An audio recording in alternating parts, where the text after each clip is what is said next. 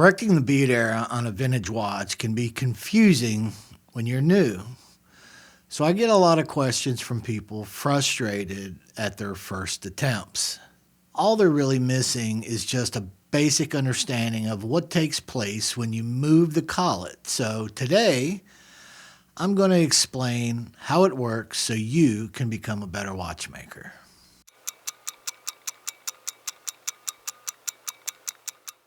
Okay, so here's a diagram of the escapement. Now the green line you see is what's called the line of center. This line runs through the balance pivot in the pallet fork pivot and is what divides the escapement into two halves. As a matter of fact, it is what every angle in the escapement design is based on. When the balance is resting or in its neutral position and the movement is in perfect beat, this line will also run directly through the center of the impulse jewel, as you see in the image. Now, if the movement is out of beat, the center of the impulse jewel will be sitting either a little to the left or a little to the right of that line of center.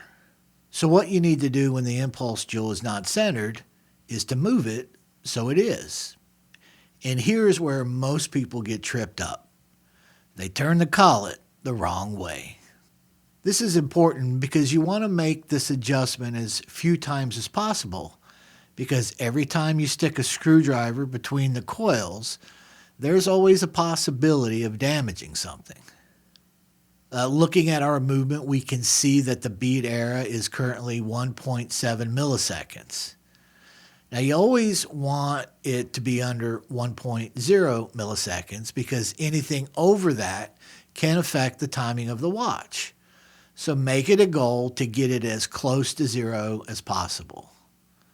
Now that can be hard to do, so if you can get it around 0.5 milliseconds on this type of adjustment, with that, I'm usually going to be pretty happy. Now we're going to let down the power and inspect the pallet levers positioned between the pins.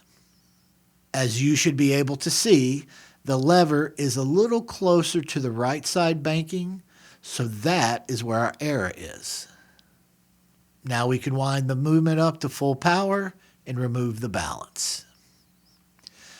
To adjust the collet's position, you want to move the collet toward the side that has the error.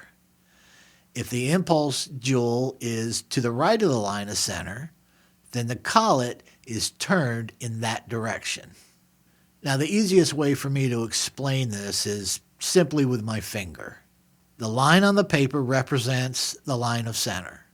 My finger represents the balance staff, and the ring on my finger is the collet.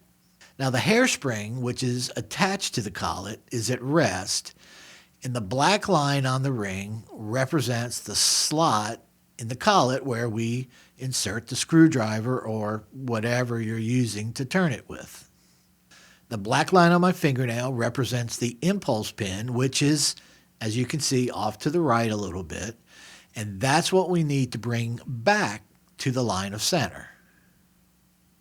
When you turn the collet, nothing moves other than the collet. Now, when the adjustment is made, you are adding a small amount of torque to the hairspring, and because the hairspring wants to return to its neutral position, it's going to turn and bring the impulse pin with it. Now, let's see what that looks like. So we remove the balance and we're just going to put it on a balance tack to hold it. I'm just using a small probe that I made from a sewing needle, and I carefully go between the coils into the slot and turn the collet to the right.